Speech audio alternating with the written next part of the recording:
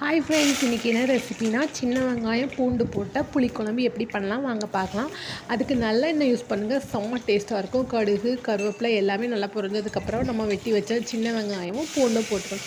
அது கொஞ்சம் நல்லா வதங்கினதுக்கப்புறம் தக்காளியை கொஞ்சம் நல்லா வதக்கிக்கணும்.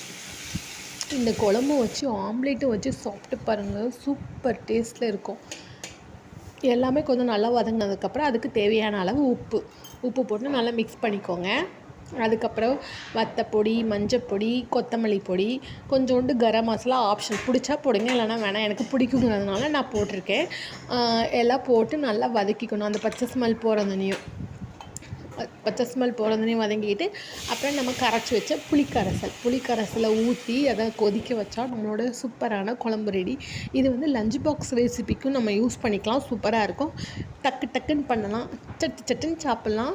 நீங்களும் ட்ரை பண்ணுங்கள். செம்ம டேஸ்ட்டான, எதுவுமே வறுக்கவும் வேண்டாம், திரிக்கவும் வேண்டாம். பாய், தேங்க்யூ.